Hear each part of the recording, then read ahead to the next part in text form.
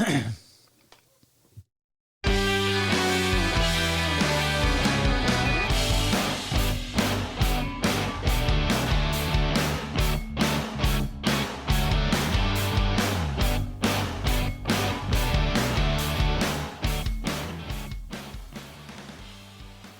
everybody, good morning, good afternoon, good evening. Welcome to Beekeeping for Newbees. Thank you so very much for taking the time to listen. I do appreciate you. Feel free to reach out, Jeff at beekeepingfornewbies.com, or hit us up at Beekeeping for Newbees. That's NEWBEES.com. Go about halfway down the page. On the left-hand side, you should see a link to the Discord room. All right, folks, here we are. It's episode 55. I'll make my own queens, thank you. If you're talking to a friend, you need to have a little more attitude with that. So it's, I'll make my own queens, thank you. So that's kind of how you have to say that, just so you know. First off, I sincerely want to thank all of you for the support, both within the podcast and the YouTube channel. I think we've had about a 20% increase in new subscribers to the channel, 230+% increase in our watch time. As I continue, working through all the episodes and getting them uploaded to the podcast playlist on YouTube, I'm also working on some scripts for some 10 to 15 minute videos on various topics. So that's all stuff that's in the works, but thank you for taking the time to watch. We're only a couple hours short of monetization. I think it's only like 2,900 hours or something like that. So definitely in the next day or two or year or two. Anyway, before we really jump into things here, I do have a confession I need to make. There's two weird things that have been going on with me for about a week now. One is that multiple times a day, for roughly about an hour at a time, I walk around my house as I'm just kind of doing like regular things around the house or the yard or whatever, and I'm talking in an Australian accent. I have no idea what's going on. I mean, the big problem with this is I have a terrible Australian accent. It's atrocious. I can't even get close to sounding anything like Crocodile Dundee or anything. It's so bad, and I find myself doing it. And just as I get into another day and I think, okay, it's over, it's not going to happen again, it happens again. The second thing that I'm doing when I'm apparently not doing the random Australian accent is I'm doing Jeffrey Morgan, the guy who played Negan from The Walking Dead. Yeah, I'm walking around my house playing Negan. I don't know why I'm saying things like Negan says them, and it's a chaotic place up here in my brain housing group, so just kind of bear with me. But anyway, let's get to work, folks. I am viewing these queen rearing tasks that we're talking about today as kind of 200, 300 level skills, depending on the method that you use. But even so, let's do a quick recap on the queen. We know that there's only one in the colony. We know that she is the backbone of everything within that colony. Very little gets done without her. Yes, they can go and they can forage and they can find things to eat, and they'll all kind of hang out and meander throughout the hive in her absence, but things are just not getting done. There's no progress. There's no replacement of bees. There's nothing significant that is actually taking place in her absence. If she's not there and she's not healthy, it's the NFL for the colony. Not for long, right? We've had a lot of chat lately in the Discord room around splitting and different approaches, so I feel like this is both relevant and timely. So let's talk about the conditions or the scenarios that might put us in a position where we want or need an extra queen or 2 or 20 within our apiary. So one scenario, let's say that you plan to do some splits in the spring and you want to make 5 splits from 5 existing colonies. That's a great example of why you would want to have extra queens. Second example here, say you've been keeping bees for a couple years, very productive queen or multiple productive queens, and they're ending their useful lifespan. Perhaps it makes sense to go ahead and requeen them early so that they can continue to be as productive as they have been with minimal disruption during that spring busy season. Another example, you want to make some support nukes, or as some people call them, resource colonies to support your production hives. What I'm talking about specifically is having queens in nukes laying eggs like crazy, then using some of those brood frames to boost the population of your production colonies, ultimately resulting in a bigger honey yield. I mean, think of how great it would be to essentially have a colony that has 2 or 3 queens working for it to lay eggs versus just the one. Another example, maybe you want to sell nukes and you need queens to sell those nukes. You could also, if you wanted to, you could sell mated queens for anywhere between probably $30 and $50, depending on where you are. And the last example, just kind of off the top of my head here, is that you could build a cell builder, which we'll talk about in a minute, and you could sell capped queen cells for $5 a piece. That seems to be about the going price, about $5 each. With those numbers if you had a cell builder up and running and you kept it running for a full month, you'd probably make about $1,000 a month just on selling queens out of a cell builder. Obviously, if you have more cell builders, more queen cells. So why would it be better to use your stock versus ordering them from someone else? So what I'm talking about right now is a colony that has overwintered. So hopefully you already know they've got that genetic trait, which is critically important. But you've also had some time around your bees now, most likely about a year or so. So you understand their temperament, their honey production, hygiene, tendency to swarm. If all of those things are the way you like them to be, that's a great reason to be making queens from your own stock versus bringing in outside queens. So really being able to preserve those good genetic traits is a great reason for why you would use your own breeder queen versus bringing one in.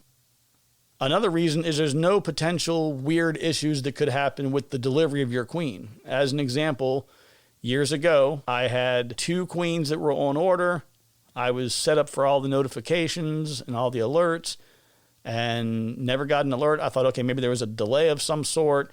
I go out to my mailbox on like a 90, 95 degree day, and inside my mailbox is a little small box that says live bees, written all over it. And my queens died in the mailbox. And also kind of along those lines, if you've ordered them and you're planning for them to arrive at a certain day and time, you may be getting the colonies prepped. You might be in a position where you've destroyed queen cells. So you kind of need them in a timely manner. You may have to order from somebody who says, I can get them to you in 2 weeks, 3 weeks, 4 weeks. Well, that might not work well with the schedule of your honeybees. Another thing, again, is being able to control that schedule. You can say, I'm going to need a queen in 2 weeks, 3 weeks out, whatever it might be. You plan your queen rearing approach to align with your schedule. And I would say the last real benefit is you being able to raise your queen, use mating nukes or whatever else you use to get them mated, and then as soon as you're ready, you're introducing a mated and laying queen right away. So you're not wondering about whether or not that emerged queen that is a virgin queen who is going out to get mated, is she ever going to come back? Is the queen that was sent or mailed to you, is she truly viable? Are they going to have any issue with her upon arrival because she hasn't laid in a while? Any of those issues are out because you've got it in-house. You're handling everything in-house. So now we kind of have an idea of why we might need a queen and some things we can do once we have them. But let's talk about some different techniques to actually make them, to go through the queen rearing process. But before we go too far, I do want to define what a cell builder is. I'm going to talk about it quite a bit today, and I wanted to make sure we have a good understanding early on. A cell builder is a bee box of sorts. It can be a deep, it could theoretically be a medium, whatever you have that you can pack out with a whole bunch of honeybees. These are going to be ideally honeybees that are on brood that is about to emerge. So you end up with nurse bees already, plus a lot of new bees about to be born who will also become nurse bees. You're going to take, like I said, a deep is a great example. You take a single deep and you're just dropping frame after frame after frame. So let's say maybe you're using, say, 8 or 9 of the frames are just completely packed with brood. Maybe you have one space reserved for a frame feeder, and then you'll leave another space empty for your actual frame that you insert, which we'll talk a little bit more about that later. But the cell builder itself is just a queenless colony with a whole bunch of nurse bees that are queenless, and they're just dying to make a queen because they've got nothing else they can work with. Now, a critical component to this cell builder is when you put all of those capped brood frames in there, you have to make sure that there are no eggs or young larvae in there at all. Because if there is, the bees will absolutely try to make a queen from them, and the best quality queens are going to come from a really young larva. If you get a larva that's already a few days old, it's not going to be as good of a queen as it would be if you had a larva that had just hatched from the egg. But making sure that there are no existing queen cells, no larvae, just nothing but packed brood and lots of nurse bees. So 100% hopelessly queenless colony. So before we start going into specific techniques, let's do a quick refresher.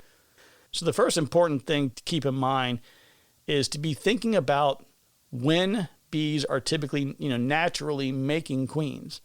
They're doing this in the spring. They do it when the flow is on, when they've got a lot of new young nurse bees. The conditions are optimal. There are tons of things that are in bloom. So when we go into this with the idea of synthetically manufacturing queens, basically, we want to be thinking about what we can do to mimic those spring-type conditions. Because really, the colony is getting packed. It's the spring. There's a lot of stuff coming in. And the colony is saying, hey, man, we might need to swarm. There's too many of us here. Like, those are ideal conditions to make queens. So you are going to replicate that exact kind of setup in your cell builder. Now, I mentioned before about how important it was that we're dealing with nurse bees. And that comes down to some of the glandular secretions and things that they put out that is unique to nurse bees, that is a critical piece of them being able to raise young larvae. So as a bit of a refresher, or it might be a new concept if you didn't already know this, but all honeybee larvae will be fed royal jelly for the first 3 days after they hatch from an egg and they become a larva. From then on, they receive what's called brood food, which is a mixture of food containing mandibular and hypopharyngeal gland secretions from those attending nurse bees that we just talked about. And that's a big, protein-rich pollen formula. Now, if that exact same worker was designated to become a queen, the only difference in feeding would be that she would receive royal jelly for the duration of her development. She would not get that brood food. It's all royal jelly for her. So now that we kind of understand what it takes to make a queen and what that queen is being fed in her development, I think it sort of helps to understand why that cell builder being built is so critical versus just trying to make them in a traditional hive that just happens to be queenless. So then the next question is, what method do we want to use to create or raise our new queens? So we'll just take a minute and we'll run through a couple of different methods, and hopefully, one of them will be a good fit for you. And don't get too concerned or worried that you're doing a method wrong or that it's not being done in a textbook way. The bees are very good at what they do. If you get pretty close, they can usually handle the rest. Now, obviously, you can't get too wild and crazy with that, but do the best you can. And typically, people that are doing this will find a way to try to do 8, 10, 15, 20. So maybe if you mess up on half of them the first time, you're still going to get a good turnout. But one of the more common, but probably the most difficult methods is queen grafting, or basically grafting larvae. So in this approach, you're going to need to use one of two popular grafting tools. One is called the Chinese grafting tool. So one is called a Chinese grafting tool. This tool is about the diameter of a pencil or so, maybe a bit more narrow. It's spring-loaded. It has a little plastic or a bamboo scooper that comes out when you press on it, sort of like when you're pressing on the back of a pen to kind of engage the ink pen. The other tool is similar in size, but instead of having a spring-loaded section that retracts, it's a fixed tool with a bend in it at the end, and this is called a German grafting tool. The idea of both these instruments is the same. You need to take a frame of young larvae that are floating in a pool of royal jelly, insert the tool into the cell, and scoop out the larva, being careful to insert it into the grafting cell in the same orientation that it was removed when you took it out of the source cell. With the Chinese grafting tool, you press the button in, it extends the piece of plastic or bamboo, it's like a tongue almost that comes out. That's kind of the technical term, the tongue-looking thing. You scoop under the larva, then you go to the destination grafting location, set it in place, and then let go of the spring as you're kind of, withdrawing. And that should hopefully then allow the larva to settle back in the same orientation that it was. With the fixed grafting tool, or the German grafting tool, you're going to scoop out the larva and then just kind of drop it back in the same way. I'd say the most important thing in this whole process is to make sure you're laying them back down in that same orientation that you picked them up in. If you flip it upside down, it can actually drown in the royal jelly. It's kind of a weird thing. I don't understand it necessarily, but it is what it is. It's not the easiest thing. It's like any other skill, right? You do it a few times and you get better and better, and then, but I wouldn't be surprised if you have a 20 to 35, 40% success rate in your first time doing this. And by the time you've done it 6 or 7 times, you're probably getting 90, 95% or better. It's definitely something that's easier to understand when you're watching a video, but at least you have kind of a rough idea of what that approach looks like. Now, there's some more to it in preparation. All of these have some kind of prep work that's involved in them, but basically you're going to grab a frame. You're looking for a frame that has kind of probably a mix of eggs and larvae, but you want that larva that's as new as possible. You want the larva that is just the beginning of that larval stage and it is sitting in a pool of royal jelly. Those are the ones that you want to get for this. You want to keep them as close to the same temperature as it would be in the hive when you're doing all this work. And I'm going to talk a little bit more about that later on. Okay, the next approach is called the NICOT method. So in this method, there's a tray, has about 100 little cups on it. You place this NICOT tray into a regular frame and you drop it into a hive for a day. You let the workers kind of go in, they polish everything up and they get it cleaned up, and that's about a day or two to do that. Then there's this section that you open and you insert the queen into that area. So that restricts her to just moving around those polished little cups. And you leave her in there for a couple of days. She will lay eggs into all of those little cups. Once everything is done, you can take her out. You can leave her there. Ideally, you'd take her out, get her back into the rest of the colony. But the workers will go in there and they'll start to do some initial care on those cups. And once they move into that larval stage, you get the royal jelly in them and everything, at that point, you can actually remove that entire frame. Take those, you open the container up and you remove the individual cups. And then they have a complementary piece to that you would already have nailed onto a frame. And it is a frame that is designed for queen cells. And you would just slide this up into that pre-made complementary piece that's already attached to the frame. And once you get all of them in there, you just drop the entire frame into the cell builder and let them work their magic. I think this is a good time to mention on the cell builder side of things. Once you install that first frame, I usually set mine up with like a frame 3 and a frame 7. I use those as my graft frames. So you might have, let's say, 1, 2, 9, and 10 might be honey, nectar, pollen. Frames 3 and 7 are going to be grafting frames, and everything in the middle is all brood frames with a bunch of brood. But when I put the first frame in there, I leave it for 1 week, and then I move it up to the next position and bring the next one in to replace it. So I always know in frame 3 had just got there, and frame 7 has been there for a week. By the time you get to the next time, the second iteration, so basically you're at 14 days, you're adding in another one and you're taking one out. So you're taking out an entire frame of capped queen cells that are going to be hatching in a couple of days. So we can probably dive deeper into that. I can probably do an entire episode just talking about the cell builder by itself. So if we want to do that, let me know and we'll come back to that. Right now, I really just want to talk about the different methods that are out there, and then you can kind of figure out how you want to proceed from there. The next one I want to talk about is the Miller method. So I've actually used this before. It's very easy to set up and it's very effective. This is hands down one of the easiest and probably one of the best for new beekeepers. I used this several times many years ago. I didn't know it was called the Miller method. I think I saw a YouTube video. I think it was like the Fat Bee guy who did it. But the one challenge that we face is when we drop a frame of eggs and young larvae into a cell builder or a queenless colony, they'll just draw up a queen cell anywhere. This can sometimes be a bit tricky to extract a viable queen cell, especially if you're using plastic foundation. They'll also sometimes put them a bit close to one another, so it makes it really difficult to separate them or to get them out individually. So for this method, what you're going to do is you're going to cut some of the drawn comb or plastic foundation, and you're going to make about a third the way down the comb, you're going to cut inward and make a big V. And you'll put about 3 to 4 big V's going from about 1/3 the way down to about 2/3 the way down is where you'll cut those big V's. Now, like I said, on a regular wax foundation, I would let them draw up the comb first, lay the eggs, do all the heavy lifting first before I cut it. On the wax foundation, I would cut that ahead of time. That way, you're not trying to saw through it with a bunch of eggs and larvae vibrating all over the place. But the end result is the same. You're going to end up with these V's. And then you can just take that frame. Like I said, the frame needs to have eggs and young larvae. It can just be eggs for that matter. It doesn't really matter at that point. And you're going to drop that entire frame into whatever you designate as a cell builder. It can just be a queenless colony. It can be one that you've pumped up and boosted really heavily with a ton of nurse bees, which would be ideal. But you're just going to drop it in that colony, come back in a week and check on it. Everything should be good. The queen cells should be developing. Come back in another week. They should be all capped and about ready to go. And a couple days later, you got a new queen, multiple new queens.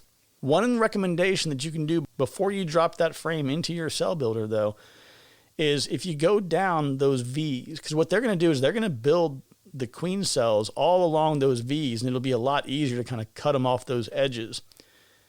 But probably about every 3 or 4 cells down on both sides of the V, go ahead and pinch those cells closed so that you kind of create a natural gap in between them. That way they don't make so many queen cells that, again, you can't even get them off the sides. I've seen some where they literally line the whole thing, and it's going to make a little bit more than you can get to safely without maybe potentially cutting into a queen cell while you're removing them. Now, another method is, I don't have a technical term for it, but it's like the wax dipped dowel rod or wooden rod. I've seen this one for years. I was looking this up because I wanted to find the original video I had seen on this a long time ago, because I know the Fat Bee guy did this one.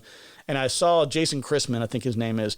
I haven't watched his videos in a long time, but he's a good guy. He puts out some pretty good content. And he actually did a pretty good video on wax dipping. But basically what you're going to do is take some wax, whether it's old foundation or whatever you have kind of laying around, you just melt it in some kind of a container. And then what you'll do is take a piece of dowel, and I would say maybe like some 5/16 or 3/8 piece of dowel rod, and you're going to dip it into the hot wax, and you pull it out. You probably go about a ½ inch or so into the melted wax or melting wax. Dip it in, and then remove it, and you'll see that you have wax all on the end of that dowel. And then just stick it into like a cold glass of water for 30 seconds or so to cool it off. And then you should be able to grab the end and then hold on to the end of the wax form that you just made and twist the rod, and it should pop off. Once you have those, you can then press those in place onto a frame that you want to use as a cell builder, and you can graft into that and however you want to handle that process. But I would just go ahead and graft directly into those and then put that into a cell builder. So from here, I'm not going to dive deep into the other methods that are here. I mean, it seems like everybody who has a last name has coined a method. And yes, they're a little bit different in some ways, but when it's all said and done, everything is being done the same way. And one point or another, you're getting eggs and or young larvae. You're putting them into a colony of some sort that doesn't have a queen. They are going to make a queen. That's what it comes down to. So the other ones I have on my list here are the Hopkins method, the cloak board, alley method. And again, yes, there are nuances and differences in them. Feel free to go out and Google them and try as many of them as you want to try. If it were me, the way that I would do things first would be that Miller method. I would just go ahead and cut the frames into the V's, drop that into a queenless colony, and let them make queen cells from that. And again, obviously, this is a frame that's already been in a queen right colony. The queen has already laid eggs all over that frame, and you're dropping that frame now into a queenless colony, and you're letting them make new queen cells. That's, again, the easiest way to do it. That's what I would probably be doing first. This kind of wax dip on the dowel rod, that's a good way to do it. A little more effort involved in it, but it's not that bad. But I would recommend definitely trying the grafting. It's a little bit more challenging, but once you get the hang of it, I mean, you can crank them out and you can do a whole bunch. But like I said, all the techniques have maybe different tools, different considerations, but it's pretty consistent across the board. You do need young larvae, and you need to keep in mind about how delicate that they are. They're used to being at a very consistent temperature and humidity. They're used to the constant care of the nurse bees. So if you're moving them from the bee yard to your car or wherever you're grafting from, put a damp towel or a cloth over them to kind of protect them. And don't do your grafting, for example, if you have a vehicle at the apiary, don't take them into your car with the AC set to 65 degrees as you're trying to graft. You're going to have to be in there sweat. If you're sweating your butt off in the car while you're grafting, you probably have the temperature pretty well where it needs to be. If you need to take them, from the cell builder and relocate them somewhere else, and you don't have an incubator, the ideal way would be to have some kind of an incubator so you keep the temperature consistent. But if you don't have that, you can put them in something that has some foam, maybe wrap a warm towel out of the dryer or something over them, and definitely try to do whatever you can to minimize the vibration because, again, the struggle is real when we're talking about shaken queen syndrome. Well, ladies and gentlemen, that's all I have for you today. I know we've really just skimmed the surface here as far as techniques go because, like I said before, if you have a last name, you can make up a technique for queen rearing. But none of them are all that different, and it's not that hard to do. It's just like anything else, right? You got to get in, you got to try it out, play around, and kind of learn as you go. I fully intended to already have videos of all of this done, and I don't right now, and I'm not sure when I will. But as soon as I can, I will literally do every one of them, and I will post them. I just can't do it right now. Kind of a long story. But key takeaway, lots of young nurse bees, plenty of food, pollen, nectar, sugar syrup. Pack them into a cell builder. Bees are going to do the rest. So hopefully one of these techniques sounds like something of interest to you. And if you think we need to dive deeper on a subject, or maybe you say, hey, I just want to have an episode on the cell builders, man. You got to give me more on the cell builders. I'll dedicate a full episode to doing nothing but talking about cell builders. Or if you have a technique that you think is better, or if you've used these or any other technique and you're like, oh my God, Jeff, these are absolutely terrible. Don't do this, or make sure you do this. Let me know. Shoot me an email, jeff@beekeepingfornewbies.com. Go into the Discord room. come in there and let us know, like, hey, this is a technique or the method I've been using and it's really successful, because again, we want to share all of this with everybody who wants to know, wants to learn. I've done a couple things. I've only done a few of these because once I found something that I liked, I just stuck with it. But we'd love to hear what everybody has to say and what they have to share with the whole team here. Well, with that, it is time for me to go get to work on the next episode. Take care, be kind to one another, and I will talk to all of you soon.